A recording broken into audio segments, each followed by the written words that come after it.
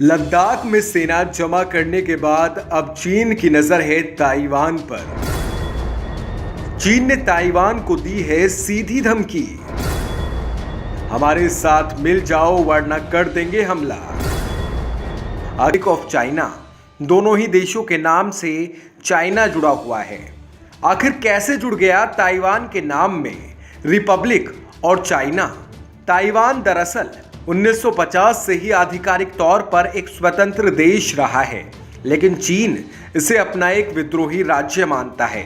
चीन का मानना है कि ताइवान एक देश दो सिस्टम के तहत उसका हिस्सा है, वही सिस्टम जिसके तहत हांगकांग भारत का हिस्सा है। और चीन का यह भी मानना है कि ताइवान को पूरी तरीके से चीन का हिस्सा बन जाना चाहिए, भले ही इसके लिए बल प्रयोग ही क्यों ना करना पड़े।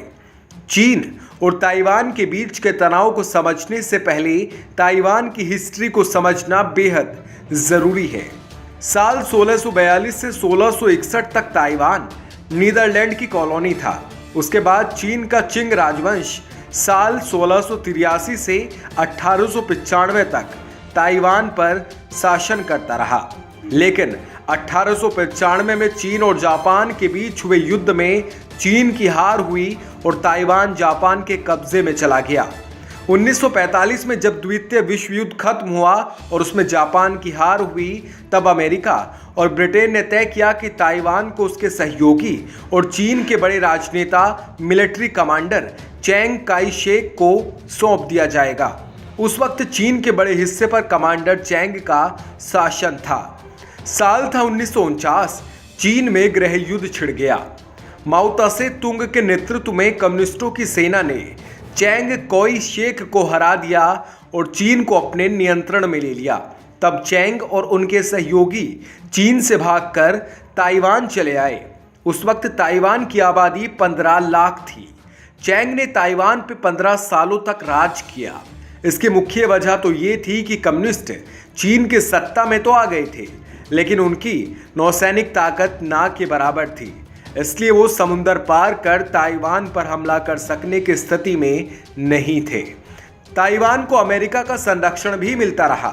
साल 1954 में अमेरिकी राष्ट्रपति आइजनहावर ने ताइवान के साथ आपसी रक्षा संधि पर हस्ताक्षर किए।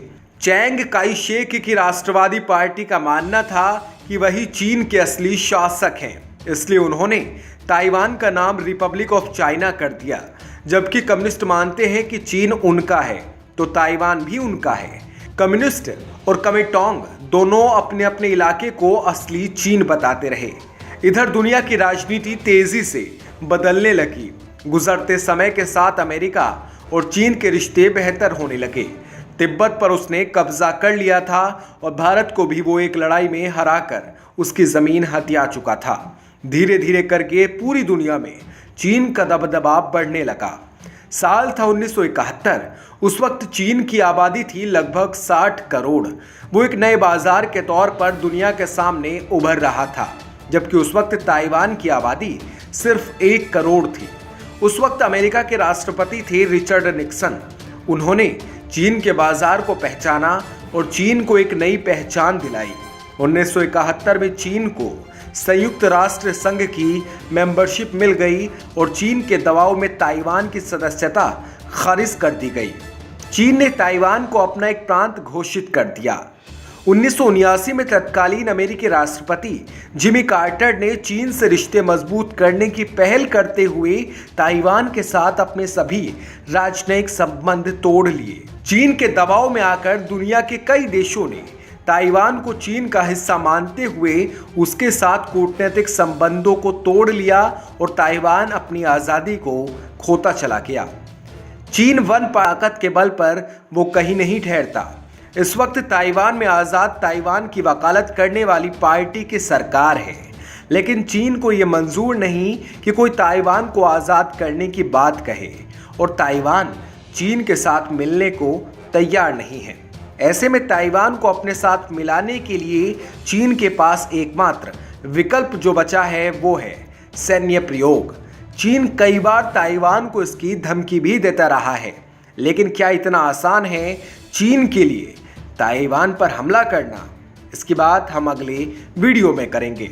दोस्तों, आपको हमारा ये किस्सा कैसा लगा प्लीज कमेंट सेक्शन में हमें जरूर बताइएगा। वीडियो अगर आप YouTube पर देख रहे हैं तो हमारे चैनल को सब्सक्राइब कर लीजिएगा, फेसबुक पर देख रहे हैं तो पेज को लाइक कर लीजिएगा। वीडियो आपने पूरी देखी है, इसके लिए आपका बेहद ज्यादा शुक्रिया।